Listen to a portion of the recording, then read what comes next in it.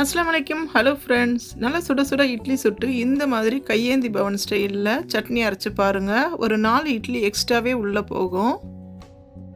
நல்ல ருசியான இந்த சட்னியை செய்கிறதுக்கு வானலில் 2 டேபிள் ஸ்பூன் போல் குக்கிங் ஆயில் சேர்த்துக்கோங்க. எண்ணெய் நல்லா சூடானதும் இது கூடவே 1 டேபிள் ஸ்பூன் போல் கடலைப்பருப்பு சேர்த்துக்கிறேன். இது கூடவே 2 டேபிள் ஸ்பூன் போல் நிலக்கடலை சேர்த்துக்கிறேன். வறுத்த நிலக்கடலை இருந்தாலும் சேர்த்துக்கலாம்.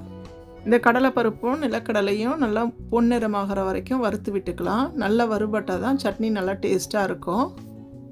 இப்போ இது கூடவே காரத்துக்கு தகுந்த மாதிரி காஞ்ச மிளகா ஒரு 5 போல் சேர்த்துருக்குறேன். உங்களுக்கு நல்லா காரமாக வேணும்னா இன்னும் 2 கூட எக்ஸ்ட்ரா சேர்த்துக்கோங்க. காஞ்ச மிளகாவை நல்லா வாசனை வர வரைக்கும் கொஞ்சம் மொறுன்னு ஆகிற மாதிரி வறுத்துக்கலாம். சட்னி செய்யறதுக்கு இந்த மாதிரி பொருளெல்லாம் வறுக்கும்போது கேஸை பாதி ஸ்லோ ஃபயரில் வச்சு வறுத்துக்கோங்க. அப்போ தான் உள்ளே நல்லா வறுபட்டு வரும். இப்போ இது கூடவே மீடியம் சைஸில் 2 வெங்காயம் கட் பண்ணி வச்சுருக்கிறேன். அந்த வெங்காயத்தையும் இது கூட சேர்த்து நல்லா வதக்கிக்கலாம். உங்களுக்கு அதிகமான அளவில் சட்னி அரைக்கணுன்னா இன்னும் 2 வெங்காயம் சேர்த்துக்கோங்க. சேர்க்குற எல்லா பொருளையும் அந்த மாதிரி எக்ஸ்ட்ரா அளவில் சேர்த்துக்கோங்க. இப்போ இது கூடவே ஒரு 6 பல்லு போல் பூண்டு சேர்த்துக்கிறேன். நான் பெரிய பூண்டாக இருக்கிறதுனால கட் பண்ணி சேர்த்துக்கிட்டேன். மீடியம் சைஸாக இருந்தால் 6 போல் சேர்த்துக்கோங்க. ஒரு 2லேருந்து 3 நிமிஷம் போல் வெங்காயத்தோட பச்சை வாசனை போக நல்லா வதக்கிக்கலாம். வெங்காயம் கலர் மாதிரி இந்த அளவுக்கு கண்ணாடி பதம் வரணும். எந்த அளவுக்கு வெங்காயத்தோட பச்சை வாசனை போக வெங்காயத்தை நல்லா வதக்குறோமோ அந்த அளவுக்கு சட்னி நல்லா டேஸ்ட்டாக இருக்கும். இப்போ வெங்காயம் வதங்கி இந்த அளவுக்கு வந்த பிறகு இப்போ இது கூடவே 2 பெரிய தக்காளியாக கட் பண்ணி வச்சுருக்கிறேன். அந்த தக்காளியும் சேர்த்து நல்லா வதக்கிக்கலாம்.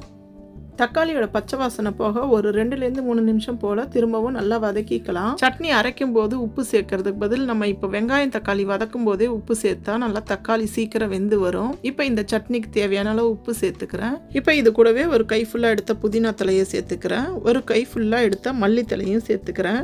தக்காளி நல்லா வதங்கி குழஞ்சி வரணும். இப்போ இந்த புதினா மல்லியோட சேர்த்து இந்த தக்காளியை நல்லா வதக்கிக்கலாம். இந்த மாதிரி கார சட்னியில் நிலக்கடலை புதினா மல்லி எல்லாம் சேர்த்து அரைக்கும்போது கையேந்தி பவன் டேஸ்ட்டில் அவ்வளவு ருசியாக இருக்கும்.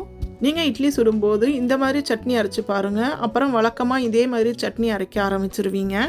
இந்த சட்னி ரொம்பவே டேஸ்ட்டாக இருக்கும். அதுவும் இல்லாமல் பசங்களுக்கு ஸ்கூலுக்கு நீங்கள் டிஃபன் கொடுத்து விடும்போது இந்த கார சட்னியை அரைச்சி கொடுத்து விட்டால் மதியம் வரைக்கும் கெட்டு போகாமல் இருக்கும். இப்போ சட்னி நல்லா வதங்கிருச்சு. இதை மிக்ஸி ஜாரில் சேர்த்துடலாம். இப்போ இது கூடவே ஒரு சின்ன துண்டு அளவுக்கு புளி சேர்த்துக்கிறேன். கொஞ்சமாக தண்ணி சேர்த்து நல்லா ஆறின பிறகு நைஸான பதத்தில் அரைச்சி எடுத்துடலாம். இப்போ அரைச்ச சட்னியை ஒரு பவுலில் மாற்றிடலாம். எப்போதும் போல் சட்னி தாளிக்கிற மாதிரி கடுகு கருவேப்பிலை போட்டு தாளித்து சட்னி மேலே கொட்டிடலாம். இப்போ நல்லா டேஸ்ட்டான கையேந்தி பவன் ஸ்டைலில் செஞ்ச கார சட்னி சூப்பராக ரெடி ஆயிடுச்சு. இப்போ இந்த சட்னியை தொட்டு இட்லி சாப்பிட்டு பாருங்கள். அவ்வளவு டேஸ்ட்டாக இருக்கும். உங்களுக்கு இந்த வீடியோ பிடிச்சிருந்தா வீடியோக்கு ஒரு லைக் போட்டுருங்க. டேஸ்ட்டாக சாப்பிடுங்க. ஹெல்த்தியாக இருங்க.